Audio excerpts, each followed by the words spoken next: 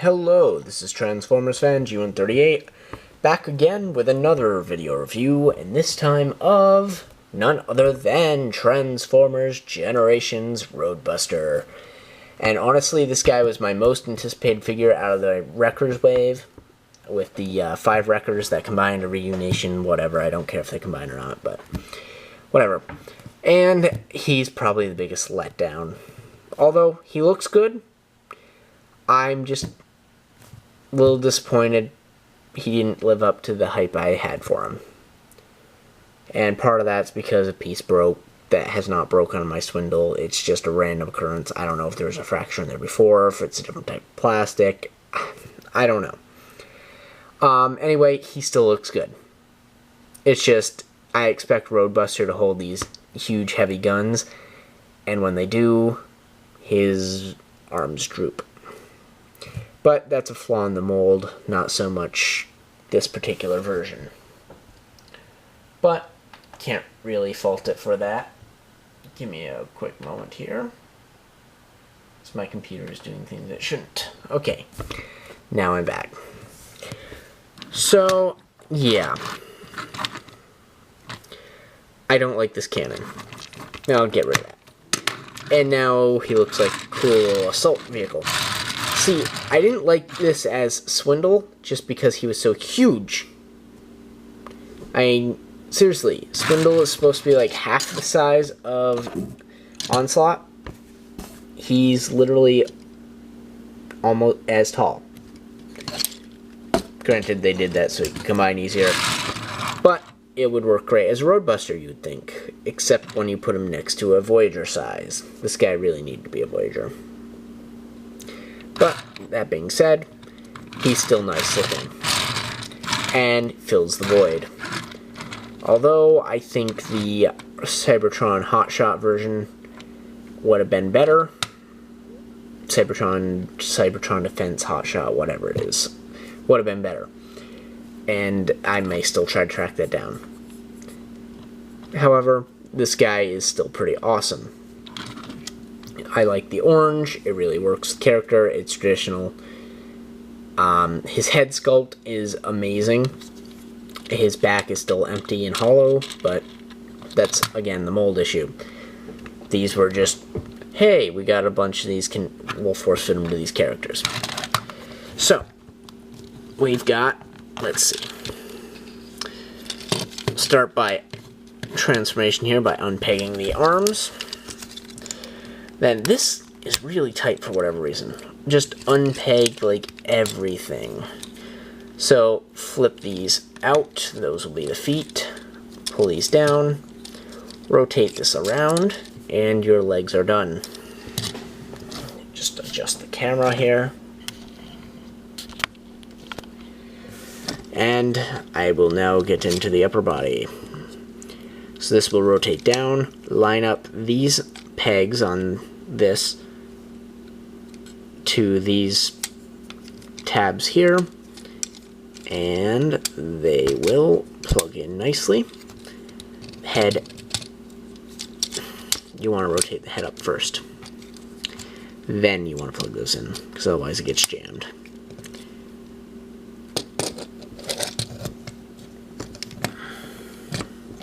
Next, you rotate these up and these armor pieces around.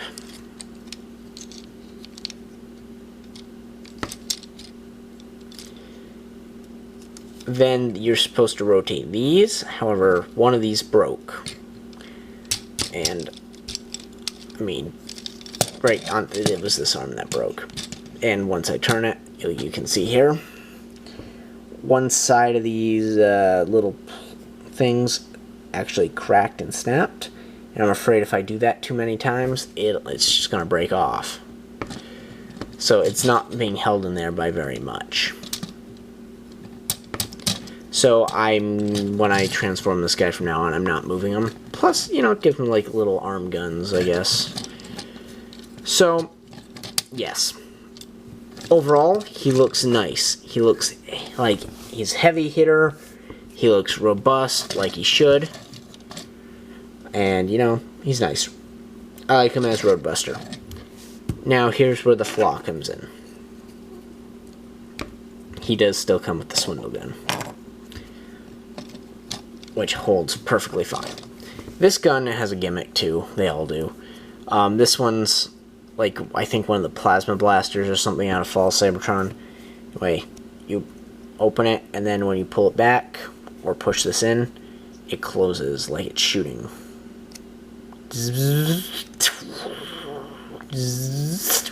Something like that. I don't know.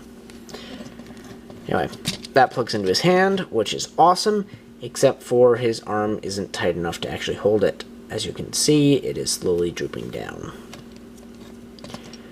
So I can have him hold it at a side, but then his shoulder starts drooping. So I don't know what I'm going to do about that yet.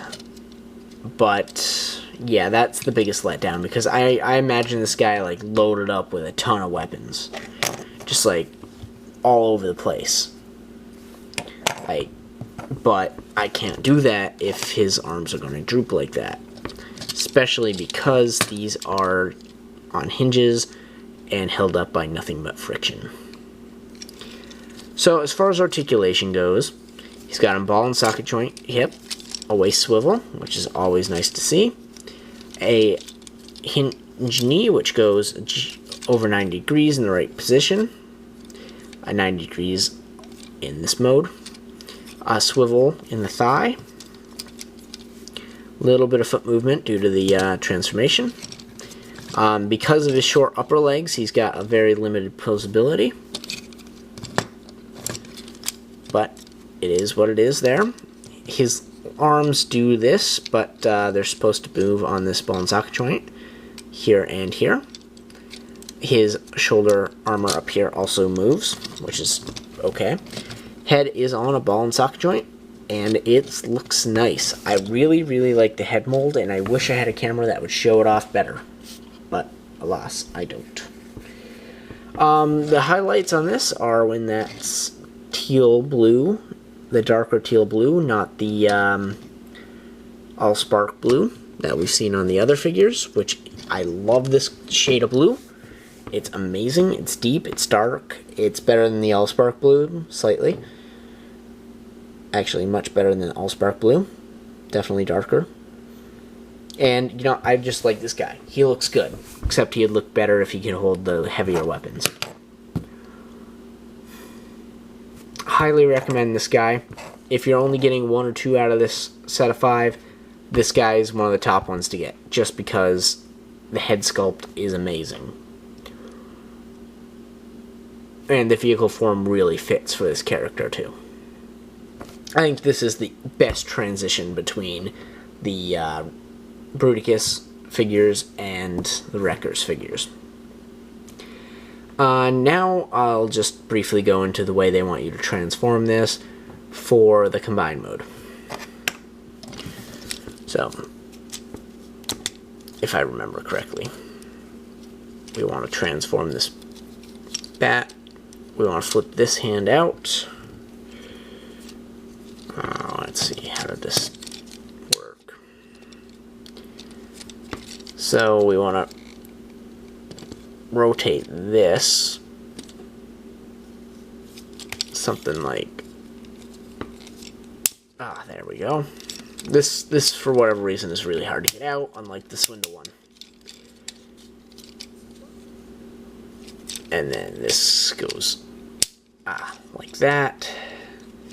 This kind of just rests here, and you can't see any of what I'm doing, of course.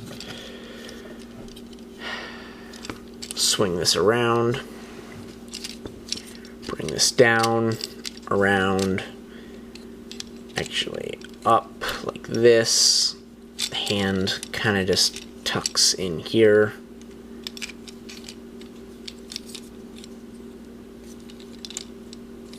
Like this. I don't know. It kind of like nothing on this like actually pegs together, which is weird, but whatever. It's the way Hasbro did it. It's kind of just like sits like this, and this plugs into the arm. Yeah. something like this. And I just tend to have these pegs from the front just peg into the, just kind of like fit in the fist holes here, just so it's got some sort of restraint. And then the head just folds in there.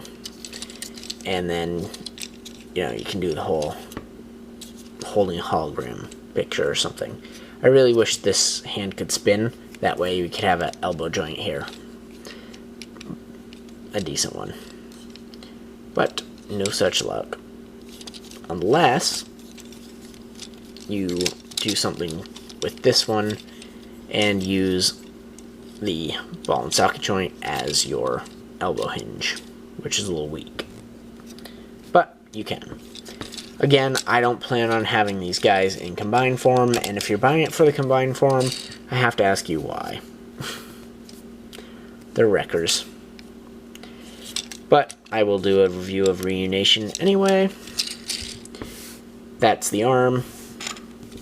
It holds weapons, such as these.